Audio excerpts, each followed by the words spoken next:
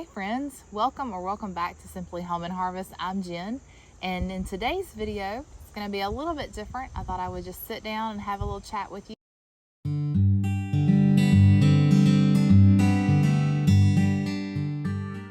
I wish you were here. Wish we could share a cup of coffee or a glass of iced tea on my front porch or back here on the deck. That would be so great, but I think this is the next best thing, to be able to chat with you, and I love hearing from you. So after you watch this video, you'll have to drop me a comment. Let me know where you're watching from, or if you have any tips or tricks or anything you want to share, feel free to leave that down below. I love this community of sharing here on YouTube. I think it's so cool that we have different people with different perspectives on how to garden and how to homestead and decorate, and it's just so fun to be able to share those things, but also to be able to glean from others. So I've really enjoyed this journey so far, and if you have not subscribed yet, I'd love to have you join me on this journey, so make sure you hit that subscribe button. So today I'd like to share with you reasons why I garden, and I've been thinking about this over the last few months, just really contemplating it, putting some ideas together. And I know there are so many reasons why you could garden, and probably a lot of you could think of more than I'm going to share here today. But these are just a handful that I was thinking I would share. So 5 reasons why I garden. Here we go. Number 1, I love that I can grow my own produce locally. I know what's in what I grow, and I've been very fortunate to be able to buy heirloom seeds. I love companies like M.I. Gardner and Baker's Heirloom Seeds. The reason why I love the heirloom seeds is because they're not genetically modified. So if that's something that's important to you, then it is best for you to look into heirloom seeds. I love to know what's going into my food. So being able to purchase my own seeds or purchase my own starts from local farmers, knowing how it's grown, knowing where it comes from is very important to me. I can also keep what I grow organic by controlling what I put on my plants as far as the fertilizer and the pesticides. I can include the kind of fertilizer that I want. I can make sure that I don't use pesticides. And I want to be able to provide my family with good, healthy, nutritional fruits and vegetables that we know the source of. So that's number 1. Number 2, I like to grow my own produce to supplement what we eat. So with the rising cost in the grocery store of produce and all the rest, this is a way that I can supplement. What I love, there's a bee that's bugging me right now. There was a hawk earlier. So if you hear sounds, just know we're in nature, and that's just the way it is. Can't control that. Now, if I had it my way, I would love to have acres and acres of gardening space and be able to grow everything that we consume. And that definitely is a goal, but I'm not even close to being there yet. So what I do is I use my garden to supplement. And that means that we get in tomatoes and we get in potatoes and we get peppers and lots of okra and lettuce and corn, but it might not be enough to sustain us for a whole year. And that's okay. I can go to the grocery store, or I can go to, and we're able to use it during the year. I turn our tomatoes into pasta sauce and salsa and pizza sauce. You see me do that here on YouTube. So that is something that is really important to me, being able to supplement what we eat. The 3rd reason that I garden is for therapy. Gardening is definitely therapeutic for me. I love being out in nature. I love being surrounded by God's creation. There is just nothing more peaceful to me and more enjoyable than when I can get out in the dirt with my garden gloves and my boots on and just have a good time. And so it's very relaxing to me. It's very therapeutic. It is so good also for your mental health, because when you're outside, you're connecting with nature and the things around you, God's creation, and it removes you from what's going on. If you've got a lot of stress in your life, being outside, surrounded by the sounds of nature, and the beauty of nature can really clear your mind and help you to focus on those things that are around you, those things that bring you peace and that are important. in life. And, you know, I mentioned that I enjoy it. It's something I enjoy doing. If you ask me, well, if you had free time, what would you like to be doing? I'd like to be in my garden. I like to be taking care of my flowers and digging in the dirt. Nothing brings me greater joy, hobby-wise, bring me greater joy than spending time with my family and friends, but hobby-wise, nothing brings me greater joy than being in the garden and making and creating and growing things. I just find so much enjoyment in that. Also, being in the garden is a great way to get vitamin D. We are very vitamin D deficient in our society today because we do have a lot of conveniences that draw us inside. And so it's important to get outside and to get that fresh air and that vitamin D. Number 4, I mentioned a little bit about mental health, but number 4 is physical health. Gardening is exercise. If you don't believe me, start digging in the dirt. Get out a shovel.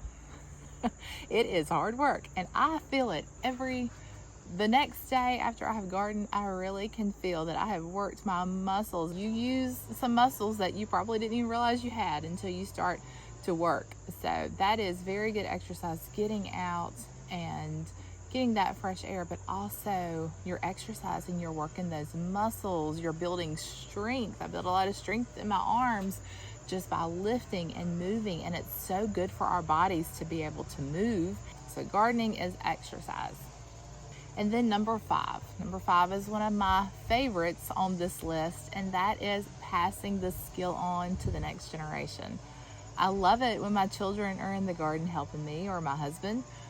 That's not always the case. 1 out of my 2 children enjoys being outside and working with the animals and being in the garden some.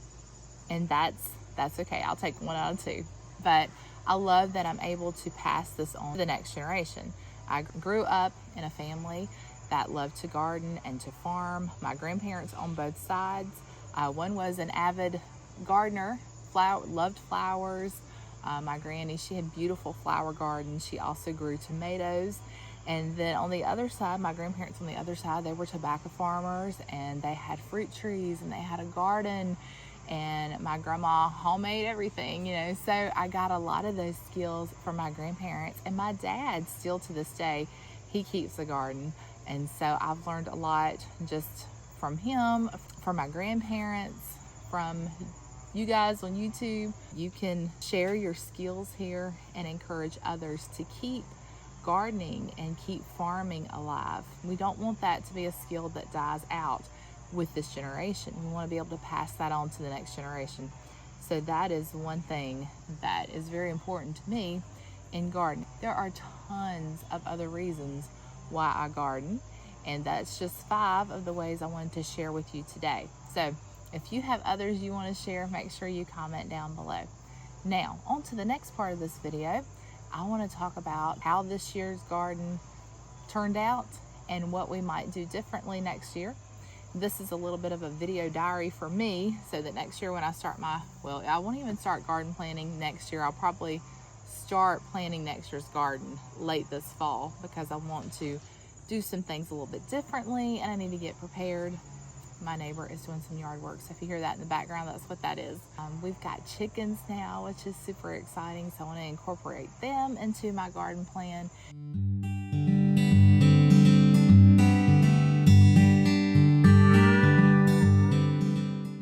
One thing for sure is that our sweet chickens have been a great addition to our homestead already. They aren't producing eggs quite yet, but just having them here has brought us so much joy. We did have a tragedy last weekend and we lost a couple of our sweet birds, but I love that we still have these 5 ladies here, and I look forward to what they're going to bring as far as egg production, but also just bring value to our garden. And this is one good thing about having a garden and having chickens nearby that I'm excited to be able to enjoy, and that is being able to feed them things from the garden.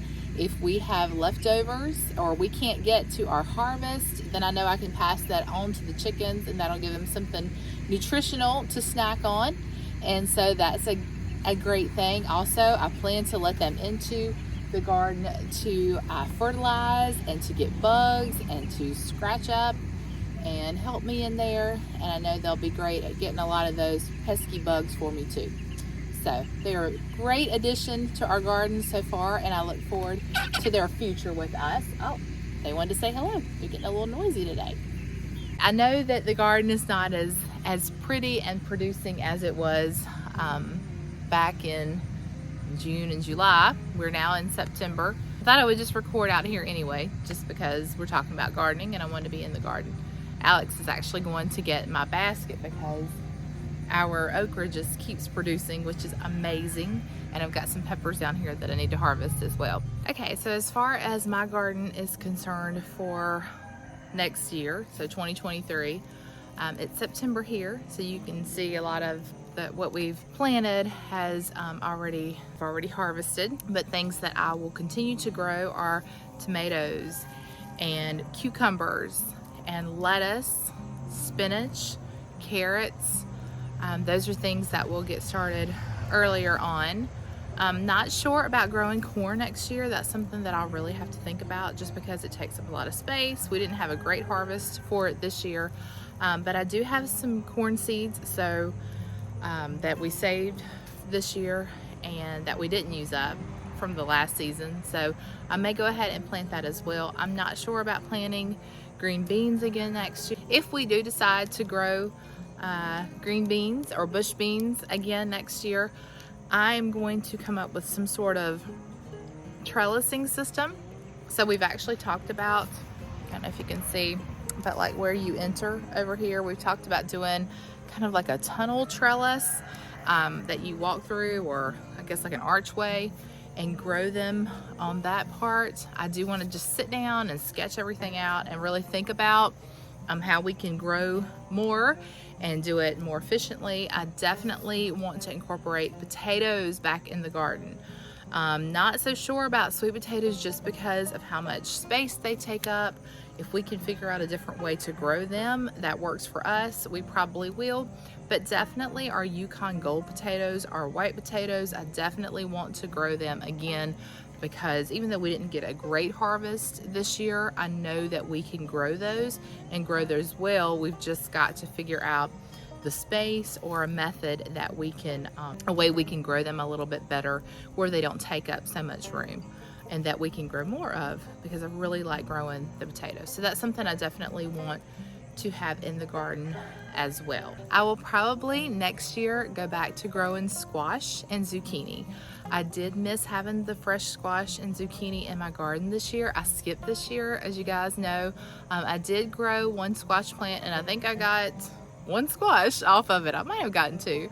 So I definitely missed that. I do still have some in the freezer from last year, so we have plenty that we can pull from for this coming year. But I think I'm going to incorporate them back into the garden, and they do take up a lot of space as well. As you can see, we have a smaller space. I've given you the dimensions of it before.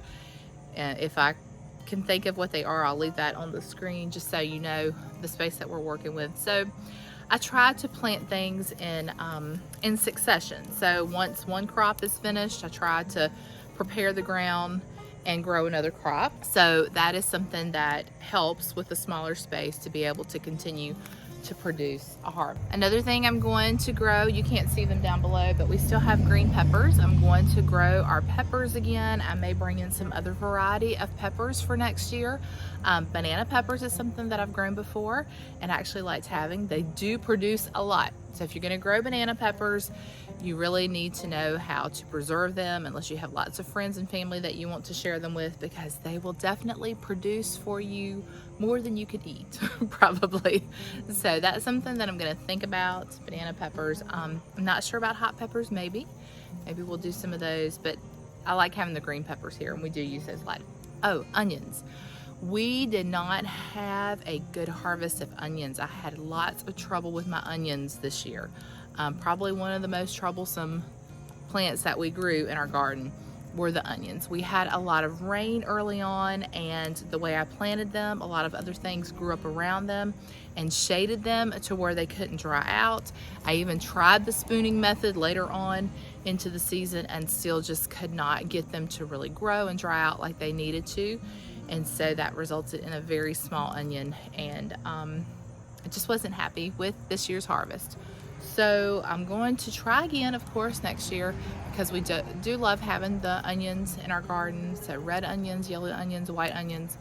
I love growing those. We're gonna have to figure out a way to do that a little bit better so that we can get a good harvest from those.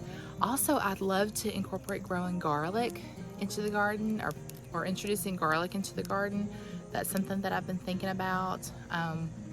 You know, Tim said once we expand to this size garden, and he fenced it in, he put these posts into concrete, that's it, we can't expand the garden anymore. And so the other day I was like, can we grow another garden?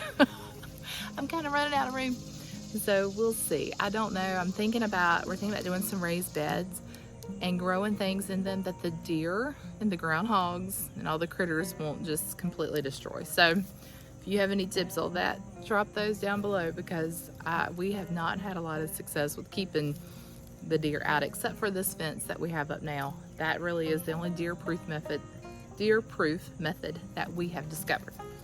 Okay, last but not least, y'all know how I feel about this okra. Can y'all see this okra? I am almost 6 feet tall. I'm 5'11". This okra is way taller than me. I'm gonna say it's about 8 feet tall right now, and there's blooms and there's okra on the top of it.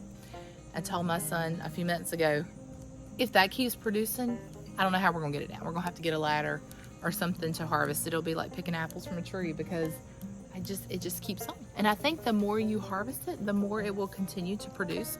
So I'm probably at fault with that, because I am harvesting it a lot.